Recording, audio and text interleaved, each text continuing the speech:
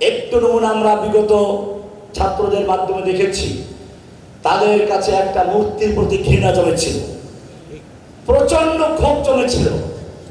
যখন তাদের সুযোগ আসলো তখন তারা দলে দলে গিয়ে সেই মূর্তিগুলো ভেঙে চুরমার করে দিয়েছে। যারা ইমানের দাবিদার, যারা মুমিন, তাদেরও বেশিরভাগ লোক ইমান আনে না। তবে ইমান আনে কি অবস্থায়? মুশরিক অবস্থায়। যদি সত্যিকার অর্থে আপনি ইসলামের বিজয় চান, ইসলামের একজন কর্মী হন, আপনাকে ঠিক সেরকম যেভাবে আল্লাহর রাসূল সাল্লাল্লাহু আলাইহি ওয়াসাল্লাম নিজে কাজ করেছেন, সাহাবারা কাজ করেছেন, সেভাবে কাজ করা। তাকবীর! তাকবীর! আসসালামু আলাইকুম ওয়া রাহমাতুল্লাহি ওয়া বারাকাতুহু। হামিদান ওয়া মুসাল্লিয়ান ওয়া মুসাল্লিমা ওয়া বা'দ। আল্লাহ সুবহানাহু ওয়া তাআলার মহান দরবারে শুকরিয়া জ্ঞাপন করছি, যিনি আমাদেরকে উম্মাহ ফাউন্ডেশনের উদ্যোগে আয়োজিত অধ্যকার এই সেমিনারে আসার তৌফিক এনায়েত করেছেন। এজন্য বলি আলহামদুলিল্লাহ। আমাকে একটি বিষয় দেওয়া হয়েছে, আল্লাহর হাকিমিয়া ও ইসলামী রাষ্ট্রের রূপরেখা। হাকিমিয়াত শব্দটি হুকুম থেকে আসে। হুকুম অর্থ আদেশ, হুকুম মানে বিধান, হুকুম মানে আইন। এটার পূর্বে আমাকে জানতে হবে রাষ্ট্র কি জিনিস। প্রতিটি রাষ্ট্রের কতগুলো মৌলিক উপাদান থাকে। সাধারণ রাষ্ট্রগুলোর উপাদান চারটি: সার্বভৌমত্ব, সংবিধান, ভৌগোলিক সীমারেখা এবং জনগণ। এই চারটি হলো একটি রাষ্ট্রের মৌলিক উপাদান। এবং সে কারণেই প্রতিটি রাষ্ট্র একটা স্লোগান তৈরি করে, সার্বভৌমত্বটা কার? স্বভাবতই যারা আল্লাহকে বিশ্বাস করে না সে সকল রাষ্ট্রের মূল শক্তির উৎস হচ্ছে জনগণ। মাসদার সুলতাতিল জামিআন আশ-শা'ব, সকল ক্ষমতার মালিক জনগণ। আর সর্বময় ক্ষমতার মালিক যিনি বা সার্বভৌমত্বের অধিকারী যারা, তাদের যে আদেশ এটাই হচ্ছে আইন। আইন বলাই হয় সার্বভৌমত্বের কমান্ডকে। আপনি মনে করুন একটা কোম্পানির 1 লক্ষ কর্মচারী আছে, তারা তাদের মালিককে চিনে না। হঠাৎ কোনো একদিন মালিক সাদা পোশাকে গিয়ে কর্মচারীদেরকে বিভিন্ন আদেশ দিচ্ছেন। কর্মচারীরা তার আদেশ শোনা তো দূরের কথা, তাকে পাগল বলে উড়িয়ে দিচ্ছে। হঠাৎ করে ম্যানেজার এসে তাকে সেলুট দিয়ে বলল, কর্মচারী বৃন্দ, ইনি হচ্ছেন আমাদের কোম্পানির মালিক। সঙ্গে সঙ্গে চিত্রটা পাল্টে যাবে। কারণ এই লোকগুলো বুঝতে পেরেছে যে আমাদের এই কোম্পানির বিল্ডিং বলেন, কলকারখানা বলেন, মেশিনারি বলেন, কাপড় চোপড় বলেন, সব কিছু আমাদের বেতন আদি বোনাস ইত্যাদি যে দেয়, সে হচ্ছে এই লোকটা। ইনি হচ্ছেন এই কোম্পানির সর্বময় ক্ষমতার মালিক। এখন তিনি যা বলবেন সেটাই হচ্ছে আইন। ঠিক তেমনি ভাবে একটা রাষ্ট্রের সর্বময় ক্ষমতার মালিক যারা, তারাই মূলত আইন প্রণয়ন করে। এ কারণেই আমাদের বাংলাদেশেও তার ব্যতিক্রম নয়। সংবিধানের সাথে কতে লেখা রয়েছে, জনগণ সর্বময় ক্ষমতার মালিক, ক্ষমতার উৎস। এরপরে যেহেতু ক্ষমতার উৎস জনগণ, আর ক্ষমতার মালিক যারা, তারাই মূলত আইন প্রণয়ন করে। কিন্তু এত জনগণ তো আইন প্রণয়ন করতে পারে না। সেজন্য জনগণের ক্ষমতা হস্তান্তর করা হয় ভোটের মাধ্যমে এমপিদেরকে। এবারে 300 এর উপরে কিছু এমপি হয়ে তারা সর্বময় ক্ষমতার মালিক বনে যায়। এরপরেই তারা আইন করতে পারে। এ কারণেই সংসদে যারা বসেন তাদেরকে আইন প্রণেতা বলা হয়, ল মেকার বলা হয়। আমরা এবারে এই দুটি বিষয় নিয়ে আসবো যে ইসলামিক রাষ্ট্রের মূল বিষয়গুলো কি থাকে। আমাদের প্রথমে মনে রাখতে হবে, ইসলাম একটা পূর্ণাঙ্গ দিন।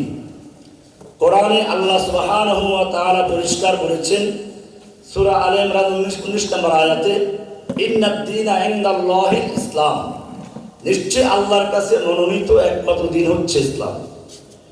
এরপরে আল্লাহ সুবহানাহু ওয়া তাআলা এই ইসলাম নিয়ে মরতে বলেছেন। সূরা বাকারার 132 নম্বর আয়াতে বলা হয়েছে ওয়াসা বিহা ইব্রাহিমু বানিহি ওয়া ইয়াকুব ইয়া বানিয়া ইন্নাল্লাহা আসতাফা লাকুমুদ-দীন ফালা তামুতুন্না ইল্লা ওয়া আনতুম মুসলিমুন।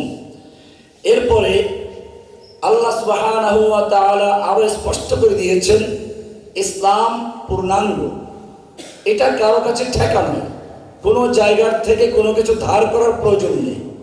কোরআনে স্পষ্ট হয়েছে সূরা মায়দার 3 নম্বর আয়াতে আল-ইয়াওমা আকমালতু লাকুম দীনাকুম ওয়া আতমামতু আলাইকুম নি'মাতি ওয়া রাদিতু লাকুমুল ইসলাম দীনা। এরপরে আল্লাহ সুবহানাহু ওয়া তাআলা আরো পরিষ্কার করে দিয়েছেন ইসলাম যেহেতু পূর্ণাঙ্গ, সেজন্য ইসলামকে যারা মানবে তাদের অন্য কোনো ধর্মের থেকে কোনো কিছু ধার কর্য করার কোনো প্রয়োজন নেই।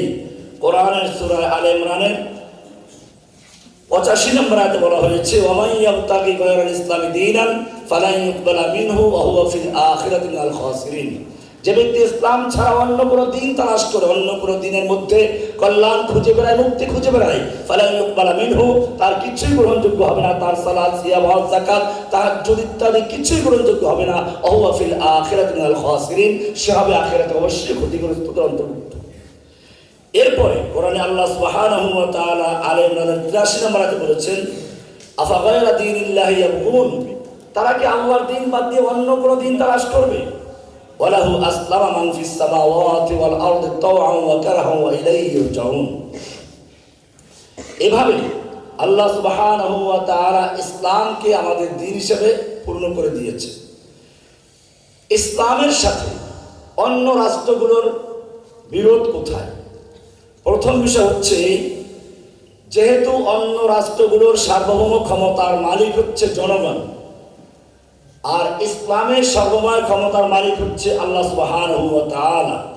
এক্ষেত্রে সূরা আলে ইমরানের 26 নম্বর আয়াত, সূরা আলে ইমরানের 189 নম্বর আয়াত, সূরা মায়দার 17 নম্বর আয়াত, সূরা মায়দার 40 নম্বর আয়াত, সূরা বনী ইসরাঈলের 111 নম্বর আয়াত, সূরা জুমারের 6 নম্বর আয়াত, এই সবগুলোতে পরিষ্কার করা আছে কুলিল্লাহুম্মা মালিকাল মুলক, তুমি বলো আল্লাহ হচ্ছে সমস্ত ক্ষমতার মালিক, তুতিল মুলকা মান তাশা, তুমি যাকে ইচ্ছে কোথায় ক্ষমতা দান করো, তানজিউল মুলকা মিম্মান তাশা, তুমি যার থেকে ইচ্ছে ক্ষমতা ছিনিয়ে নাও।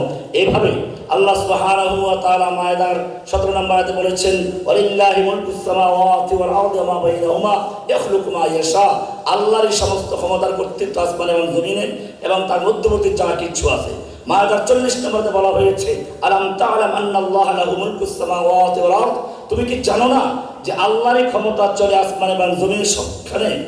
এরপরে আল্লাহ তাআলা সূরা বনী ইসরাঈল 111 নম্বরে বলেছেন ওয়াকুলিল হামদুলিল্লাহিল্লাযী লাম ইয়াত্তাখিয ওয়ালাদান ওয়া লাম ইয়াকুল লাহু শারীকুন ফিল মুলকি ওয়া লাম ইয়াকুল লাহু ওয়ালিয়্যুম মিনাদ-দুল ওয়া কাব্বিরহু তাকবীরা। এমনি ভাবে আল্লাহ সুবহানাহু ওয়া তাআলা সূরা জুমারের 6 নম্বরে বলেছেন যালিকুমুল্লাহু রাব্বুকুম লাহুল মুলকু লা ইলাহা ইল্লা হু ফাআন্না তুসরাফুন। এই সব আয়াতগুলো পরিষ্কার করে দিচ্ছে সর্বময় ক্ষমতার মালিক কে? একমাত্র আল্লাহ সুবহানাহু ওয়া তাআলা। যেহেতু ইসলামের সর্বময় ক্ষমতার মালিক আল্লাহ এবং এটাই হচ্ছে ইসলামের মূল ভিত্তি। ইসলামের মূল ভিত্তি লা ইলাহা ইল্লাল্লাহর অর্থ এটাই। লা ইলাহা বলে সর্বপ্রথম যত গায়রুল্লাহ সবকে উৎখাত করা হয়। লা ইলাহা মূলত আইন কাকে বলে? আইন হচ্ছে সার্বভৌমত্বের কমান্ড। এবারে আমরা আসব সার্বভৌম ক্ষমতার মালিক মানুষ হতে পারে কিনা। যদি সার্বভৌম ক্ষমতার মালিক মানুষ হতে পারে তাহলে তার আইন করার অধিকার থাকবে, আর যদি মানুষের সে অধিকার না থাকে তাহলে মানুষ আইন করতে পারবে না। সার্বভৌম ক্ষমতা কাকে বলে? রাষ্ট্রবিজ্ঞানীদের সংজ্ঞা থেকেই আপনারা পাবেন। কেউ বলেছেন এমন ক্ষমতা যে ক্ষমতা অবিভাজ্য, এমন ক্ষমতা যা হস্তান্তর হয় না, এমন ক্ষমতা যে ক্ষমতার মালিক কারো কাছে জবাবদিহি করতে বাধ্য নয়, এমন ক্ষমতা যে ক্ষমতার মালিক কোনো পক্ষপাতদুষ্ট নয়, এমন ক্ষমতা, যে ক্ষমতার মালিক প্রতিটি আইনের ভবিষ্যৎ বর্তমান সবকিছু অবগত। এরকম অনেক সংজ্ঞা অনেকেই দিয়েছেন। আমরা মিলিয়ে দেখব মানুষের মধ্যে এর কোনোটাই পাওয়া যায় না। মানুষ এমন নয় যে সে প্রতিটি আইনের ভবিষ্যৎ সম্পর্কে জ্ঞাত। আমরা দেখলাম এক সময় এরশাদ সরকার উপজেলা তৈরি করেছিলেন বাংলাদেশে, এরপরে পরবর্তী সরকার সেটাকে উপজেলা মনে করে বাতিল করে দিলেন।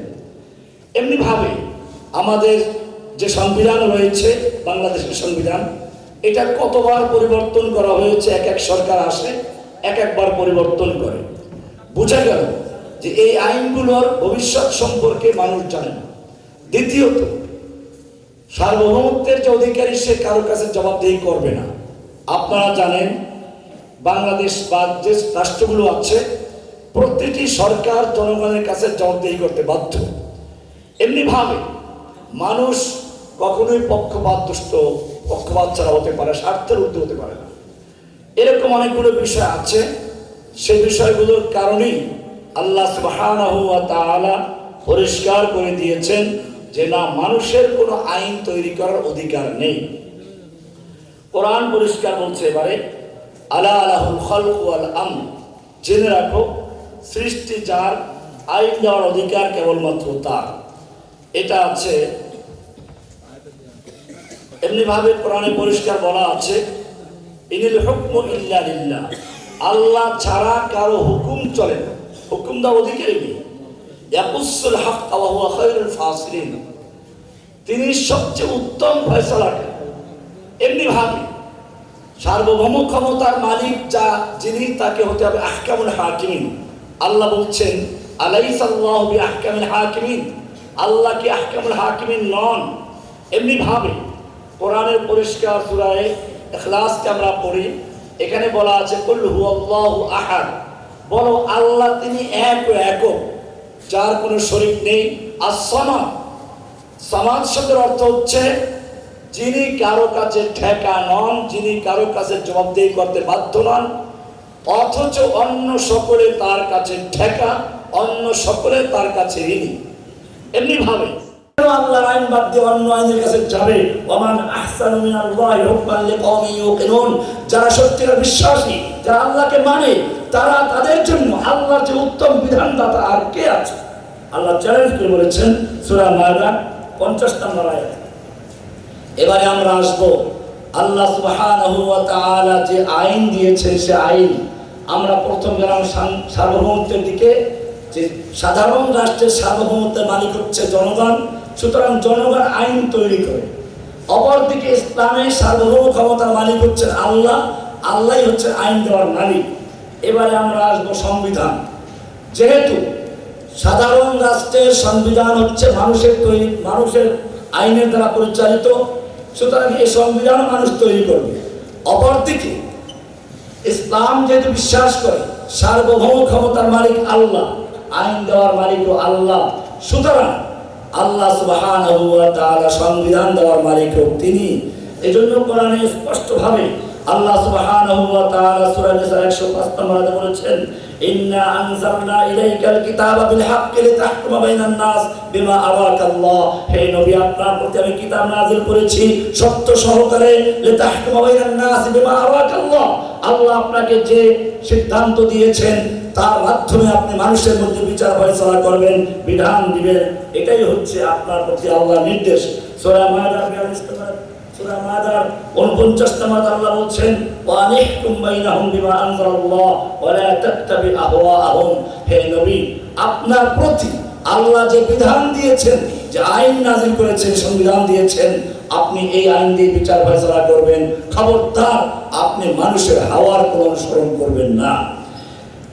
এরপরে যারা বিচার, সংবিধান যারা তৈরি করে, এরপরে যারা সে আইন দিয়ে বিচার করে, আল্লাহ সুবহানাহু ওয়া তাআলা তাদের সম্পর্কে বলেছেন, আমাল্লাম ইয়াহকুম বিমা আনজালাল্লাহু ফাউলাইকা হুমুল কাফিরুন, আমাল্লাম ইয়াহকুম বিমা আনজালাল্লাহু ফাউলাইকা হুমুজ জালিমুন, আমাল্লাম ইয়াহকুম বিমা আনজালাল্লাহু ফাউলাইকা হুমুল ফাসিকুন। জালিম, ফাসিক, কাফের বলা হয়েছে। বিচারকদের বিভিন্ন রূপ হতে পারে, সে কারণে এক কথায় যারা আল্লাহর নাজিলকৃত বিধানকে বাদ দিয়ে অন্য কোনো বিধান দিয়ে রাষ্ট্র পরিচালনা করে, বিচার ফয়সালা করে, তারাই হচ্ছে কাফের, তারাই হচ্ছে ফাসিক, তারাই হচ্ছে জালিম। সুতরাং বোঝা গেল আল্লাহর বিধানকে কোনো মুসলিম রাষ্ট্র, কোনো মুসলিম জাতি বাদ দিয়ে বিকল্প কোনো আইনে বিচার ফয়সালা করতে পারে না। যারা এমনটা করে তাদের সম্পর্কে আরো আল্লাহ তাআলা আরো স্পষ্ট করে দিয়েছেন, ওয়াইদা কিলা লাহুম তাআলাউ ইলা মা আনজালাল্লাহু ইলার রাসূল, যখন তাদেরকে বলা হয় আসো আল্লাহ যা নাযিল করেছেন, আল্লাহর রাসূল যা নিয়ে এসেছেন তার প্রতি, তখন দেখবেন রাআইতাল মুনাফিকিনা ইয়াসুদ্দুনা আনকা সুদুদা, আপনি দেখবেন সেই মুনাফিকগুলোকে তারা আপনার থেকে আস্তে আস্তে মুখ ফিরিয়ে চলে যায়। কোরআনের আরো একটা আয়াতে বলা হয়েছে, এটা ছিল সূরা নিসার 61 নম্বর আয়াত। আরেকটা আয়াত সূরা নূরের 48 নম্বর আয়াত, সেখানে বলেছেন ওয়াইদা দুউ ইলাল্লাহি ওয়া রাসূলিহি, যখন তাদেরকে ডাকা হয় আল্লাহ এবং আল্লাহর রাসূলের দিকে, লিয়াহকুমা বাইনাহুম, যাতে করে তাদের মধ্যে এই আল্লাহর বিধান দিয়ে বিচার ফয়সালা করা যায়, ইদা ফারিকুম মিনহুম মুরিদুন, দেখা যায় একদল মানুষ ঘাড় ফিরিয়ে চলে যায়। এভাবে আল্লাহ সুবহানাহু ওয়া তাআলা এই জাতীয় লোকদের সম্পর্কে তিরস্কার করেছেন, যারা মুসলিম দাবি করেও আবার আল্লাহর বিধান বাদ দিয়ে অন্য বিধানে বিচার ফয়সালা চায়। ভাইরা আমার, আমরা এতক্ষণ আলোচনা করলাম আল্লাহর বিধান নিয়ে, আল্লাহর বিধানের গুরুত্ব নিয়ে। এবারে আমরা দেখব যে আল্লাহর বিধানকে যারা বাদ দিয়ে তার জায়গায় নিজেরা আইন রচনা করে তারা কারা। আল্লাহ সুবহানাহু ওয়া তাআলা এই ক্ষেত্রে ফিরআউনদের কিছু চরিত্র তুলে ধরেছেন। ফিরআউন ফাহাশারা ফানাদা, ফিরআউন তার দেশের লোকদেরকে জড়ো করলো এবং সে প্রকাশ্যে ঘোষণা করলো আনা রাব্বুকুমুল আ'লা, আমি তোমাদের মহান রব। এমনি ভাবে সূরা কাসাসের 38 নম্বর আয়াতে বলা হয়েছে ওয়াকালা ফিরআউন ইয়া আইয়ুহাল মালাউ মা আলিমতু মিন ইলাহিন গায়রি, হে আমার জনগণ, মা আলিমতু মিন ইলাহিন গায়রি, আমি ছাড়া আর কোন আল্লাহ তোমাদের আছে বলে আমার জানা নেই। এমনি ভাবে সূরা শুআরা 26 নম্বর সূরার 29 নম্বর আয়াত আল্লাহ বলছেন, ফিরআউন বলেছিল লা ইত্তাখাযতা ইলাহান গায়রি, যদি আমাকে বাদ দিয়ে তোমরা আর কোন ইলাহ গ্রহণ করো, লা আজআলান্নাকা মিনাল মাসজুনিন, আমি তোমাদেরকে সোজা জেলে ঢুকিয়ে দেব। এমনি ভাবে অসংখ্য জায়গায় ফিরআউনের আলোচনা পাওয়া যায়। প্রশ্ন হচ্ছে এই, ফিরআউন যে আল্লাহ দাবি করেছিল সে কি অর্থে আল্লাহ দাবি করেছিল, এটা আমাদের ক্লিয়ার হতে হবে। আমরা মনে করি অনেকেই ফিরআউন আল্লাহ দাবি করেছিল আসমানে, এই দাবি করলে কেউ কাউকে আল্লাহ মানত না। ফিরআউন কখনোই সে আসমানের আল্লাহ দাবি করে নেই, সে সার্বভৌম ক্ষমতার মালিক বলতে পুরো সৃষ্টির সার্বভৌমত্বের মালিক সে দাবি করেনি, এটা দাবি করতেও পারে না। কোরআন সে কথা স্পষ্ট করে দিয়েছে সূরা যুখরুফ 43 নম্বর সূরার 51 নম্বর আয়াতে পরিষ্কার বলা হয়েছে ওয়ানাদা ফিরআউন ফি কওমিহি ক্বালা ইয়া কওমি আলাইসা লি মুলকু মিসর, আমার কি এই মিশরের রাজত্ব নয়, ক্ষমতা নয়, ওয়া হাযিহিল আনহারু তাজরি মিন তাহতি, এই নহরগুলো কি আমার অধীনে চলমান নয়, আফালা তুবসিরুন। এই আয়াত ক্লিয়ার করে দিচ্ছে যে ফিরআউন মূলত পুরো সৃষ্টির স্রষ্টা বা সার্বভৌমত্বের দাবি করে নাই, ফিরআউন দাবি করেছিল মিশর ভূখণ্ডের সার্বভৌমত্বের দাবি। এখান থেকে স্পষ্ট হয়ে যায় যে কোনো ভূখণ্ডে যারা নিজেরা সার্বভৌমত্বের দাবি করে নিজেদেরকে ইলাহের স্থানে বসায়, সেগুলি হচ্ছে বাতিল ইলাহ, সেগুলি হচ্ছে বাতিল রব, যারা আইন তৈরি করে এবং সে আইন মানতে বাধ্য করে। মূলত রব হচ্ছে মালিক, রব হচ্ছে সেই কারখানার মালিক। মালিক যখন চেনা যায় তখন মানুষ তার ইবাদত করে। আল্লাহ সুবহানাহু ওয়া তাআলা সেজন্যই সৃষ্টির সূচনাতেই নিজের পরিচয় দিয়েছিলেন আলাস্তু বিরাব্বিকুম। এরপরে দুনিয়াতে আসার পরে আমরা দাঁড়িয়ে বলি আলহামদুলিল্লাহ রাব্বিল আলামিন, রুকুর থেকে সোজা দাঁড়িয়ে রব্বানা লাকাল হামদ, সিজদায় গিয়ে সুবহান রাব্বিল আযীম। আবার আমরা সব মৃত্যুর পর জিজ্ঞেস মান রব্বুকে, তোমার রব কি ছিল, কারণটা কি? রব হচ্ছে এমন এক সত্তা যিনি সব কিছু দাতা। ফিরআউন যখন মুসা যখন ফিরআউনের কাছে গেলেন, ফিরআউন জিজ্ঞেস করেছিল আমার রব্বুকুমা ইয়া মুসা, তোমাদের রবটা কে? আমার কারণ সে রব অর্থে যেটা বুঝেছিল সেটা আমরাও বুঝি, আমাদের সমাজ বুঝে উঠেই পালন কর্তা। কিন্তু রব এত ছোট জিনিস না, সেজন্য ফেরাউন জিজ্ঞেস করলে, হে মুসা, তোমার রবটা আবার কি? আমিই তো তোমার রব, তোমাকে লালন পালন আমিই করেছি। মুসা আলাইহিস সালাম যে উত্তরটি দিয়েছিলেন, কোরআন তা কোট করেছে সূরা তাহার 50 নম্বর আয়াতে, 20 নম্বর সূরার 50 নম্বর আয়াত। ক্বালা রাব্বুনা আল্লাযী আ'তা কুল্লা শাইইন খালকাহু সুম্মা হাদা। আমার রব হচ্ছেন তিনি, যিনি সমস্ত মাখলুকাতকে সৃষ্টি করেছেন, এরপরে আবার তার জীবিকা নির্বাহের ব্যবস্থা করে দিয়েছেন। যেহেতু তিনি সবকিছু দেন, আর যে সবকিছু দেয় সে আনুগত্য পায়। রব হচ্ছে যে দেয়, সে হলো রব। আর রব যেহেতু সব দেয়, কাজে সে আনুগত্য পায়, এই অর্থে সে ইলাহ। ফেরাউন প্রথম দাবি করেছে রব, ফাহাশারা ফানাদা ফাকালা আনা রাব্বুকুমুল আ'লা। এরপরে যেহেতু সে রব দাবি করেছে, আর রবের কাজ হচ্ছে সবকিছু দেওয়া, জনগণের সব চাহিদা পূরণ করা, আর সব চাহিদা পূরণ করে যে সে আনুগত্য পায়, এই অর্থে ইলাহ। আমরা এগুলোকে তাওহীদে রুবুবিয়্যাত, তাওহীদে উলুহিয়্যাত বলি। একজন মুমিন হতে হলে তাকে প্রথম বিশ্বাস করতে হবে যে সব কিছুর দাতা একমাত্র আল্লাহ, বিধানদাতা আল্লাহ, সৃষ্টিকর্তা যেমন আল্লাহ, রক্ষাকর্তা আল্লাহ, পালনকর্তা আল্লাহ, রিজিকদাতা যেমন আল্লাহ, ঠিক তেমনি ভাবে একজন মুমিন বিশ্বাস করবে তার জীবনের সকল আইন দেওয়ার মালিকও আল্লাহ সুবহানাহু ওয়া তাআলা। যদি কোনো মুমিন মনে করে যে আল্লাহ সুবহানাহু ওয়া তাআলার আইন এই যুগে চলে না, বা চললে এটার চেয়ে মানব রচন ভালো, তাহলে সে ব্যক্তি মুমিন থাকে না। এই কারণে কোরআন পরিষ্কার করে দিয়েছে, আমাল্লাম ইয়াহকুম বিমা আনজালাল্লাহু ফাউলাইকা হুমুল কাফিরুন যালিমুন ফাসিকুন, তিনটা শব্দ ব্যবহার করা হয়েছে। ভাইরা আমার, এবারে আমরা আসবো যে আল্লাহর জমিনে আল্লাহর দ্বীন কিভাবে কায়েম হবে। এখানে এসে আপনাদেরকে একটু আমি পিছনে নিয়ে যেতে চাই। পৃথিবীতে যখনই কোনো মতাদর্শ, মতবাদ মাথা চারা দিয়ে উঠেছে, একদল মুসলিম অসহায়ের মতো তাদের কাছে আত্মসমর্পণ করেছে এবং ওই মতবাদটাকে ইসলামাইজেশন করার জন্য উঠে পড়ে লেগেছিল। পৃথিবীতে আসলো সমাজতন্ত্র। সমাজতন্ত্র এমন এক সময় এসেছিল যখন গির্জার অত্যাচার, জুলুম, নির্যাতনে মানুষ নিষ্পেষিত ছিল। বিভিন্ন দেশে অত্যাচার করেছিল শাসকরা, সে সময় ত্রাণকর্তার প্রয়োজন ছিল। এই সময় সমাজতন্ত্রীরা এসে বললো, কেউ খাবে তো, কেউ খাবে না, তা হবে না, তা হবে না, কেউ গাছতলায়, কেউ 10 তলায়, তা হবে না, তা হবে না। আর সব সমস্যার মূল কারণ হচ্ছে ব্যক্তি মালিকানা। ব্যক্তি মালিকানার কারণে একদল মালিক তারা কেবল বড়লোক হচ্ছে, আর গরিবরা শ্রমিক তারা কেবল গরিব হচ্ছে। এই বৈষম্য দূর করতে হলে ব্যক্তি মালিকানা বাতিল করতে হবে, এই স্লোগান নিয়ে তারা মাঠে আসলো। এবারে যখন এই সমাজতন্ত্রীরা বিজয় লাভ করলো, দেখা গেল যে না, একটা রাষ্ট্র চালাতে গিয়ে পুলিশ থেকে শুরু করে রাষ্ট্রপ্রধান পর্যন্ত হাজার স্তর তৈরি করা ছাড়া একটা রাষ্ট্র চালানো সম্ভব নয়।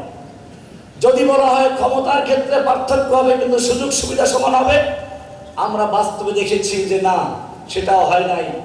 রাশিয়া বলেন, আপনার যে চায়না বলেন, যেখানে সমাজতন্ত্রের ক্ষমতায় ছিল বা আছে, তাদের একজন রাষ্ট্রপ্রধানের যে চাল চলন অবস্থা সাধারণ একজন দেশের নাগরিকের সে অবস্থা নয়। এটা যখন মানুষ বুঝতে পারলো যে আসলে সমাজতন্ত্রীদের স্লোগান ছিল একটা ফাঁকা আওয়াজ, মূলত এটা এরকম যেমন মাথা ব্যথা করলে পরে মাথা কেটে ফেলে দেওয়ার মতো। কারণ দেশের সমস্ত কল কারখানার মালিক, জমি জমার মালিক রাষ্ট্র থাকবে, আর দেশের মানুষ শ্রমিকের মতো কাজ করবে। দেশের সকল জনগণকে শ্রমিক বানিয়ে, দেশের সমস্ত মানুষদেরকে মজদুর বানিয়ে কয়েকজন ব্যক্তি গোটা দেশের মালিক বনে যায়। এইভাবে দেশের মানুষদেরকে গোলাম বানানো। এরপরে সবচেয়ে বড় ক্ষতি হলো সেটা হচ্ছে মানুষ খলিকাল ইনসানু হালুয়া, মানুষ লাভের লোভী। যেহেতু ব্যক্তি মালিকেরা নেই, কাজে সে চিন্তা করে বেশি কাজ করে লাভ কি, আমি যত কাজ করি আমার শেষ পর্যন্ত দিন শেষে 2টা রুটি পাওয়া যাবে। এই জন্য মানুষের আয় উৎপন্নের ধারা ব্যাহত হতে লাগলো। এইভাবে যখন দেশের উৎপন্ন ক্ষতিগ্রস্ত হলো, মানুষ যখন বুঝতে পারলো যে না, এগুলো সব ফাঁকা আওয়াজ, তখন সেই সমাজতন্ত্রীদের গলায় রশি লাগিয়ে এরপরে ক্রেন দিয়ে টেনে মূর্তিগুলো ভেঙে ফেলেছিল। কিন্তু দুর্ভাগ্য আমাদের কিছু আলেমদের, যখন সমাজতন্ত্রীরা একটা জয় জয়কার অবস্থায় ছিল, তখন একদল আলেম উঠে পড়ে লাগলো সেটাকে ইসলামাইজেশন করার জন্য। তারা কিতাব লিখে ফেললো আল-ইখতিরাকিয়াতুল ইসলাম, ইসলামী সমাজতন্ত্র। দলিল পেশ করলো সমাজতন্ত্রে কোনো ব্যক্তি মালিকানা স্বীকার করে না। ইসলাম বলে ইন্নাল আরদা লিল্লাহি ইউরিসুহা মান ইয়াশা, সমস্ত জমিনের মালিক কার? আল্লাহ। এইটা সমাজতন্ত্র বলে। এরকম যত আয়াতগুলো আছে, 100 মতো আয়াত আছে, এরকম লিল্লাহি মুলকুস সামাওয়াতি ওয়াল আরদ, সব আয়াতগুলো জড়ো করলো সমাজতন্ত্রের পক্ষে দলিল দেওয়ার জন্য। এরপরে আল্লাহ নবীর সিরাত নিয়ে আসলো। সেখানে দেখা রাসূল সাল্লাল্লাহু আলাইহি ওয়াসাল্লাম সারা জীবনে সম্পদ জমা করেন নেই। খয়বরের সম্পত্তি নিয়ে আল্লাহ নবীর মৃত্যুর পরে ফাতেমা এবং আলী রাদিয়াল্লাহু তাআলা আনহুমা যখন গেলেন আবু বকরের কাছে, তিনি বললেন যে না, নবীদের সম্পত্তির ওয়ারিশদারি হয় না। তিনি সম্পত্তি দিলেন না, বরং বাইতুল মাল থেকে তাদের খরচা দিতে থাকলেন। এ নিয়ে মনোমালিন্যতাও ছিল। এরপরে আবু বকর রাদিয়াল্লাহু তাআলা আনহুর ঘটনা আমরা জানি। তার স্ত্রীর যে সেই মিষ্টি নাকি খাওয়ার জন্য পয়সা জমা করেছিলেন। এরপরে আবু যার গিফারি রাদিয়াল্লাহু তাআলা আনহু মাল জমা করে হারাম মনে করতেন। এইরকম ভাবে প্রায় 500 কিতাবের দলিল দিয়ে, হাওয়ালা দিয়ে একটা কিতাব লিখে ফেললো আল-ইখতিরাকিয়াতুল ইসলাম, ইসলামী সমাজতন্ত্র, ইসলামী সমাজতন্ত্র। এরপরে যখন সমাজতন্ত্রীরা বিদায় নিল, তখন ওই আলেমরাই আবার বলতে লাগলেন না না, সমাজতন্ত্রের সঙ্গে ইসলামের কোনো সম্পর্ক নেই। আসলো এবার গণতন্ত্র। যখন গণতন্ত্র আসলো, এবারে এটার এখন জয় জয়কার অবস্থা চলছে। বেশিরভাগ আলেমরা, সাধারণ মানুষ সবাই গণতন্ত্রের দিকে ঝুঁকে পড়েছে। শুধু ঝুঁকে পড়েছে তাই নয়, এটা কিভাবে ইসলামাইজেশন করা হবে, কিভাবে ইসলামের রূপ দেওয়া যাবে, এই জন্য সবাই উঠে পড়ে লেগেছে। কেউ এটাকে পবিত্র ভোট দেওয়াকে পবিত্র আমানত বলে, কেউ এটাকে জিহাদ বলে। এভাবে কেউ বলছেন যে অমুক মার্কায় ভোট দিলে ভোটটা স্বয়ং আল্লাহ রসুল পেয়ে যাবেন। আমাদের প্রশ্ন হচ্ছে, ইসলাম কি এত অসহায়? আল্লাহ রাব্বুল আলামিন বলেন আল-ইয়াউমা আকমালতু লাকুম দীনাকুম, আজকে আমি তোমাদের জন্য তোমাদের দ্বীনকে পরিপূর্ণ করে দিয়েছি। পরিপূর্ণ কাকে বলে? এই বিল্ডিংটা পরিপূর্ণ হয়ে গেছে। এখন যদি কেউ একটা স্বর্ণের ইট নিয়ে আসে বা হীরকের ইট নিয়ে আসে, এই বিল্ডিং এ লাগান, আমি বলবো লাগানো সম্ভব নয়, বিল্ডিং আমার পূর্ণ হয়ে গেছে। আপনি বলবেন যে না, অনেক মূল্যবান ইট, অনেক মূল্যবান পাথর, এটা পুরা পাথরের বিল্ডিং এর যে মূল্য তার চেয়ে পাথরের মূল্য তার চেয়ে বেশি। আমি বলবো লাগাতে হলে এই পরিমাণ ভাঙতে হবে। ঠিক তেমনি ভাবে ইসলামে যদি কোনো কিছু নতুন ঢোকাতে হয়, ইসলামাইজেশন করতে হয়, তাহলে মনে রাখতে হবে ইসলামকে মনে করতে হবে হয়তো ইসলাম পরিপূর্ণ নয়, অথবা পরিপূর্ণ ইসলামকে ভেঙে তারপরে নতুন কিছু ঢোকানো সম্ভব। এই কারণে ইমাম শাতিবী রাহমাতুল্লাহ আলাইহি লিখেছেন, মান ইবতাদা বিদআতান ফায়ারাহা হাসানাতান, যে ব্যক্তি কোনো বিদআত আবিষ্কার করলো আর এরপরে আবার দাবি করলো এটা বিদআতে হাসানা, ফাকাদ জাআমা আন্না মুহাম্মাদান সাল্লাল্লাহু আলাইহি ওয়াসাল্লাম খানা ফির রিসালা, তাহলে সেজন্য দাবি করলো, পরোক্ষভাবে দাবি করলো মুহাম্মদ সাল্লাল্লাহু আলাইহি ওয়াসাল্লাম রিসালাতের দায়িত্বে খেয়ানত করেছে। কেন? কারণ আল্লাহ বলেছেন আল-ইয়াউমা আকমালতু লাকুম দীনাকুম, আজকে আমি তোমাদের জন্য তোমাদের দ্বীনকে পরিপূর্ণ করে দিয়েছি, পরিপূর্ণ করে দিয়েছি। আর আপনি বললেন পরিপূর্ণ পাই নাই, কিছু সংযোজন করতে হবে। তাহলে মাঝখানে খেয়ানত করেছেন কে? কে খেয়ানত করেছেন? নাউজুবিল্লাহ, আল্লাহ রাসূল খেয়ানত করেছেন। অথচ আল্লাহ তাআলা আল্লাহ রাসূলের পরিষ্কার ওয়াদা করেছেন, ইয়া আইয়ুহার রাসূল বাল্লিগ মা উনজিলা ইলাইকা মির রাব্বিক, হে রাসূল, আপনার রবের পক্ষ থেকে আপনার প্রতি যে আদেশ হয়েছে আপনি পরিপূর্ণভাবে সম্পূর্ণ পৌঁছে দিন। ওয়াইল্লাম তাফআল, যদি এমনটা না করেন ফামা বাল্লাগতা রিসালাতা, তাহলে আপনি আল্লাহর রিসালাতের দায়িত্ব পৌঁছান নাই বলে গণ্য হবে। কিন্তু আল্লাহর রাসূল সাল্লাল্লাহু আলাইহি ওয়াসাল্লাম সে ফাঁক-ফোকর বন্ধ করে দিয়ে গেছেন। বিদায় হজের ভাষণে তিনি সাহাবাদেরকে জিজ্ঞেস করলেন, আলা হাল বাল্লাগতু, আলা হাল বাল্লাগতু, আলা হাল বাল্লাগতু, ও আমার সাহাবীরা বলো আমি কি পৌঁছেছি, আমি কি পৌঁছেছি, আমি কি পৌঁছেছি? সাহাবায়ে কেরাম বলেছিলেন, নাআম কাদ বাল্লাগতা রিসালা ওয়া আদাইতাল আমানা ওয়া নাসাতাল উম্মাহ। আমরা সাক্ষ্য দিচ্ছি আপনি আল্লাহর আমানত ঠিকমতো পৌঁছিয়েছেন, আল্লাহর আদেশ আপনি আমাদের কাছে পৌঁছিয়েছেন, আল্লাহর বার্তা আপনি পৌঁছাতে কার্পণ্য করেন নাই, যথেষ্ট কষ্ট করেছেন। আল্লাহর নবী তখন আকাশের দিকে আঙ্গুল ইঙ্গিত করে বলছেন, আল্লাহুম্মা শাহাদ, আল্লাহুম্মা শাহাদ, আল্লাহুম্মা শাহাদ। হে আল্লাহ তুমি সাক্ষী থাকো, হে আল্লাহ তুমি সাক্ষী থাকো, হে আল্লাহ তুমি সাক্ষী থাকো, আমি আমার দায়িত্ব ঠিকমতো পৌঁছিয়েছি। এরপরেই এই আয়াত নাযিল হয়ে যায়, যেন আল্লাহ রাব্বুল আলামিন এই ভাষণের উপরে সিলমালা করে দিয়েছেন, সিলমোহর করে দিয়েছেন। আল ইয়াউমা আকমালতু লাকুম দীনাকুম ওয়া আতমামতু আলাইকুম নি'মাতি ওয়া রাদিতু লাকুমুল ইসলাম দীনা। আজ আমি তোমাদের জন্য তোমাদের দ্বীনকে পরিপূর্ণ করে দিয়েছি। ওয়া আতমামতু আলাইকুম নি'মাতি, আমার ওয়াহিদ ধারা নিয়ামত আমি সমাপ্ত করে দিয়েছি। ওয়া রাদিতু লাকুমুল ইসলাম দীনা, কিয়ামত পর্যন্তের জন্য আমি ইসলামকে তোমাদের জীবন ব্যবস্থা, তোমার দ্বীন হিসেবে কবুল করে মঞ্জুর করে নিয়েছি। বোঝা গেল ইসলাম পূর্ণ হয়ে গেছে। আমি জিজ্ঞেস করতে চাই, ইসলাম যদি পূর্ণই হয়ে থাকে এবং অবশ্যই পরিপূর্ণ, তাহলে ইসলামকে কায়েম করার পদ্ধতি ইসলামে আছে কিনা? থাকলে সেটা কি গণতন্ত্র না সমাজতন্ত্র? আল্লাহ রাব্বুল আলামিন কোরআনে বলেছেন, লাকাদ কানা লাকুম ফি রাসূলিল্লাহি উসওয়াতুন হাসানাহ, তোমাদের জন্য রাসূলের মধ্যে রয়েছে উত্তম আদর্শ।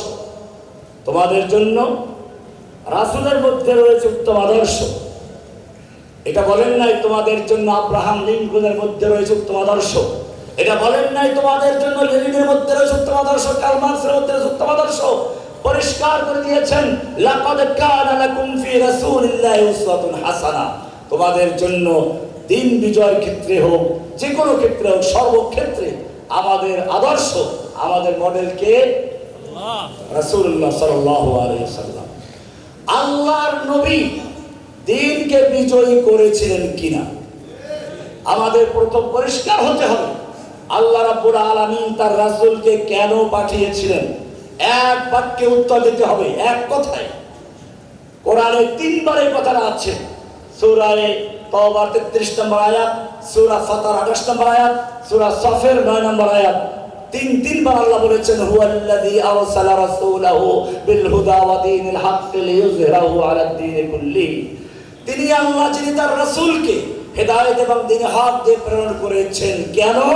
লিইয়ুযহিরাহু, আই লিইয়ুযহিরা দীনাল হক আলা দীনি কুল্লিহি, আলা আদিয়ানিল বাতিল কুল্লিহা, সমস্ত বাতিল দ্বীনের উপরে আল্লাহর দ্বীনে হককে বিজয়ী করার জন্য রাসূলকে পাঠানো হয়েছে।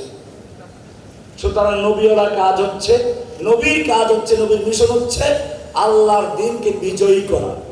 আমি জিজ্ঞেস করতে চাই, আল্লাহর নবী তার এই মিশন দ্বীনে হককে বিজয়ী করার দায়িত্ব পালন করেছিলেন কিনা?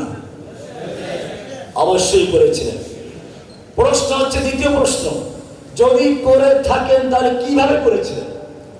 আমাদের কাছে আল্লাহ বলেছেন, লাকাদ কানা লাকুম ফি রাসূলিল্লাহি উসওয়াতুন হাসানাহ।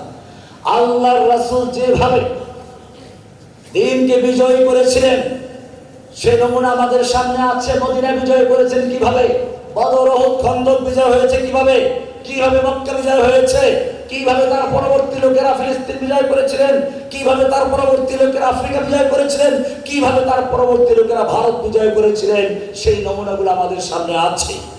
আমাদের মনে রাখতে হবে, আল্লাহর রাসূল সাল্লাল্লাহু আলাইহি ওয়াসাল্লাম যে তরিকায় দ্বীনকে বিজয়ী করেছেন, সেই তরিকা বাদ দিয়ে যদি অন্য কোনো পন্থায় দ্বীনকে বিজয়ী করা হয়, সেটা আর যাই হোক আল্লাহর দ্বীনে হককে বিজয়ী করা হবে না। ভাইরা আমার, কোরআন পরিষ্কার করে দিয়েছে, আল্লাহর নবীর মিশন হচ্ছে দ্বীনে হককে গালিব করা, বিজয়ী করা। বিজয়ী করার জন্য আল্লাহ রাসূল কি কাজ করেছেন? আল্লাহ নবীর জীবনকে আমরা চারটা ভাগে ভাগ করতে পারি। প্রথম ভাগ আল মারহালাতুল উলা, প্রথম ধাপ হচ্ছে যখন আমার ক্ষমতা নেই, আমি দুর্বল, তখন কি করব? আদ-দাওয়াতু ইলাল্লাহ সুবহানাহু ওয়া তাআলা আস-সাবর আলাল আযাফি। প্রথম ধাপ হচ্ছে মানুষের মধ্যে তাওহীদের দাওয়াত ছড়িয়ে দেওয়া, মানুষের ভিতরে তাওহীদের বীজ রোপণ করা, সকল গায়রুল্লাহর প্রতি ঘৃণা তৈরি করে দেওয়া, এক আল্লাহর ইবাদতকে অন্তরে প্রতিষ্ঠিত করা, যেটা কোরআনে আল্লাহ তাআলা প্রশংসা করেছেন সাহাবায়ে কেরামদের, উলাইকা কাতাবা ফি কুলুবিহিমুল ঈমান। আল্লাহ তাআলা তাদের অন্তরে ঈমানের বীজ রোপণ করেছেন। সাহাবায়ে কেরামদের অন্তরে ঈমানের বীজ রোপণ করেছেন, তাওহীদের আকীদা বীজ রোপণ করেছেন। যেই জাতি মূর্তি পূজা করত, যেই জাতি মূর্তির কাছে প্রার্থনা করত, সেই মূর্তি পূজার এই জাতিদেরকে এমন একটা তাওহীদ শিক্ষা দিলেন যে তারা শেষ পর্যন্ত সেই মূর্তিগুলোকে ভেঙে চুরমার করে দিলেন। আমাদের সমাজেও নমুনা আছে। যদি ওই রকম তাওহীদ তৈরি করা যায়, একটু নমুনা আমরা বিগত ছাত্রদের মাধ্যমে দেখেছি। তাদের কাছে একটা মূর্তির প্রতি ঘৃণা জমেছিল, প্রচন্ড ক্ষোভ জমেছিল। যখন তাদের সুযোগ আসলো তখন তারা দলে দলে গিয়ে সেই মূর্তিগুলো ভেঙে চুরমার করে দিয়েছে। তাহলে বোঝা গেল আল্লাহর নবীর সাহাবীদের চরিত্র আদর্শ যেটা ছিল, সে চরিত্র এখনো বাস্তবায়ন করা সম্ভব। কাজে আমাদের প্রথম কর্মসূচি হচ্ছে আমাদের সুনির্দিষ্ট কর্মসূচি আগাতে হবে। আমি আমার কথার দিকে শেষ দিকে যাচ্ছি। মনে রাখতে হবে ইসলাম কিভাবে বিজয়ী হবে, কিভাবে ইসলামকে আমরা প্রতিষ্ঠিত করব, এটা পরিষ্কার। সৈয়দ আলী মিয়া নদভী রাহমাতুল্লাহ লিখেছেন, লা ইয়াসলুহা আখিরু হাযিল উম্মাহ ইল্লা বিমা সালুহা আউয়ালুহা। এই উম্মতের পরবর্তী প্রজন্ম সফলতা লাভ করবে না ওই পদ্ধতি ছাড়া যেই পদ্ধতিতে প্রথম অংশ জয়লাভ করেছিল। প্রথম অংশ অর্থাৎ উম্মার প্রথম অংশ যারা সাহাবায়ে কেরাম, আল্লাহর নবী নিজে সহ সালাফরা যেভাবে ইসলামকে বিজয়ী করেছিলেন, পরবর্তী উম্মত সেই ধারাতে বিজয়ী করতে পারবে। অন্য কোনো পন্থা ইসলামকে বিজয়ী করা সম্ভব না। এজন্য আমাদের প্রথম কাজ হচ্ছে মানুষের মধ্যে তাওহীদের জাগরণ তৈরি করা, যেন আগামী বিপ্লব আজকে যেরকম ভাবে ছাত্রদের বিপ্লবে ব্যাপকভাবে একটা জনমত তৈরি হয়েছিল, ব্যাপকভাবে জনগণ মাঠে নেমেছিল, এরপরে যখন বাধা দিতে আসলো তখন তারা পিছপা হয় নাই, দৌড়ায় নাই, তারা সামনে বেড়েছে, বুকে গুলি খেয়েছে, তারপরে পিছপা হয় নাই। ঠিক তেমনি ভাবে মনে রাখতে হবে ইসলামকে বিজয়ী করতে হলেও একদল এমন তরুণ প্রয়োজন যাদের অন্তরে থাকবে উলাইকা কাতাবা ফি কুলুবিহিমুল ঈমান। ঈমানের বীজ, ঈমানের চারা যাদের অন্তরে থাকবে। আর সেজন্য আল্লাহ পরিষ্কার করে দিয়েছেন, কুল হাযিহি সাবিলি আদউ ইলাল্লাহি আলা বাসীরাতিন আনা ওয়া মান ইত্তাবা'আনি। বলো এটাই আমার রাস্তা। নবীর কাজ যেটা, আমাদের কাজ সেটা। হাযিহি সাবিলি আদউ ইলাল্লাহি, আমরা ডাকবো আল্লাহর দিকে। কার দিকে? কোনো ব্যক্তি বা কোনো দলের দিকে নয়।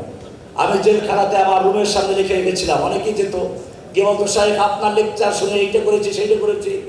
আমি বললাম তুমি তো ব্যক্তি পূজা করো, এই কথা যাতে আর কেউ না বলতে পারে সেজন্য রুমের সামনে লিখে রেখেছিলাম যে ওইটা পড়ে আসো আগে। ব্যক্তি ও দল ক্ষণস্থায়ী, ইসলাম চিরস্থায়ী। তুমি যদি নিজেকে উৎসর্গ করতে চাও তবে ইসলামের জন্যই করো, কোনো ব্যক্তি বা দলের জন্য নয়। আপনাদেরকে বলবো, আমরা যখন ইসলামের জন্য কথা বলি, সাহাবায়ে কেরাম যেভাবে কোরআন এবং হাদিসের দলিল দিয়ে কথা বলতেন, আপনারা ইসলামের দাওয়াত দেবেন কোরআন ও হাদিসের ওই সূত্র থেকে, যেখান থেকে আমরা কথা বলি। আপনারা এই কথা বলবেন না অমুকে বলেছেন, হারুজার সাহেব বলেছেন, জসিমুদ্দিন রহমানি বলেছেন।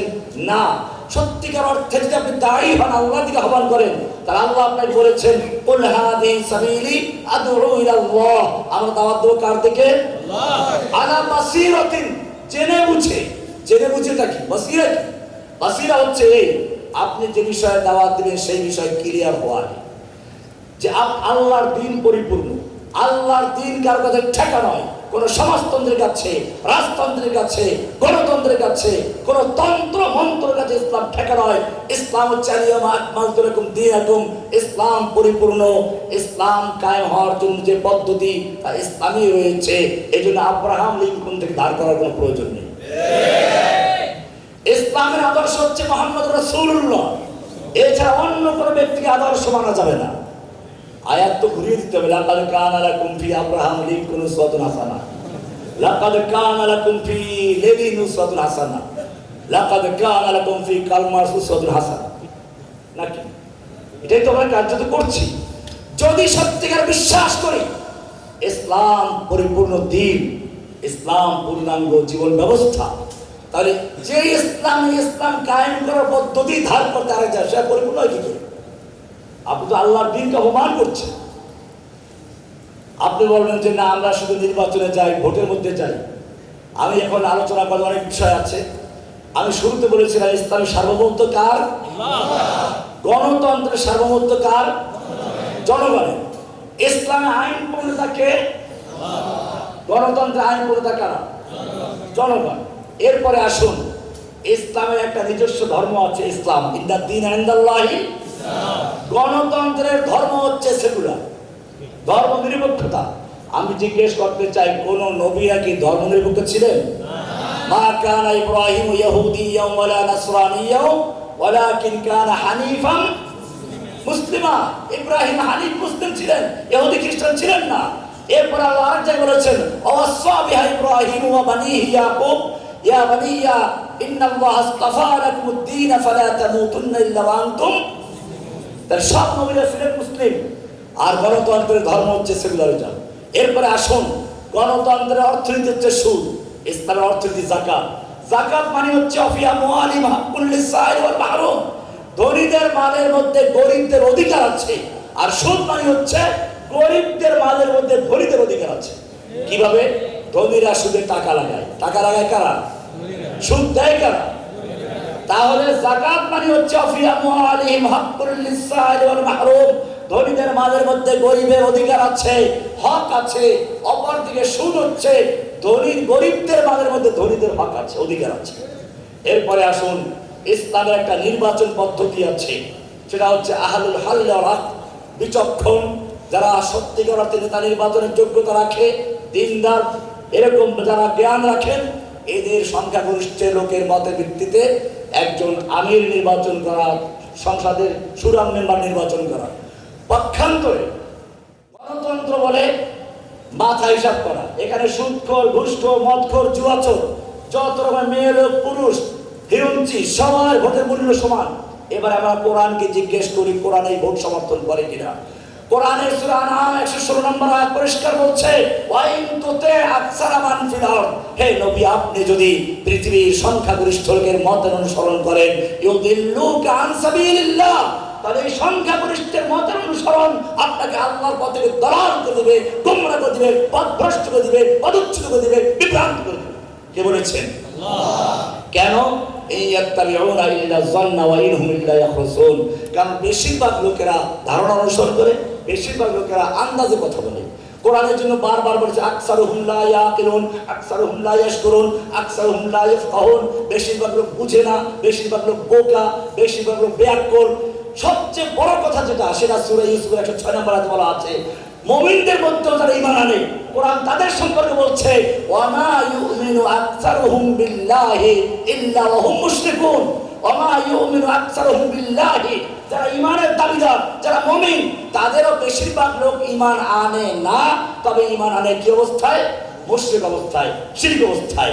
এবারে আমাদের প্রত্যেকের চিন্তা করা উচিত, আল্লাহ যে বললেন বেশিরভাগ লোক মুশরিক অবস্থায় ঈমান, অর্থাৎ ঈমান আনার সত্য মুশরিক, আমিও সেই একজন ঈমানদার মুশরিক কিনা? আমিও একজন ঈমানদার মুশরিক কিনা? কোরআনের সূরা ইউসুফের 106 নম্বর আয়াত গবেষণার বিষয় আছে, চিন্তার বিষয় আছে। আল্লাহ আপনাকে আমাকে পরিষ্কার করে বলেছেন, ওয়া মা ইউমিনু বিল্লাহি ওয়া মা ইউমিনু আকসারুহুম বিল্লাহি ইল্লা ওয়া হুম মুশরিকুন।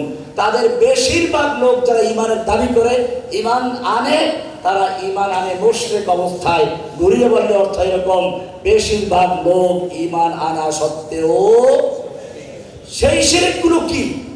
সেই শিরকগুলো আমাদের সমাজে, আমাদের নামাজ পড়ো, তারা হজ করে, যাকাত দেয়, সব ঠিক আছে, আলেম ওলামা দ্বীনের কাজ করছেন, কিন্তু করতেছে শিরক অবস্থায়। গণতন্ত্র নিয়ে করতেছেন, জনগণের ভোটের উপর নির্বাচন করে ইসলাম কায়েম করে স্বপ্ন দেখছেন, যেটা আল্লাহর নবীর তরিকার পরিপন্থী, কোরআনের পরিপন্থী।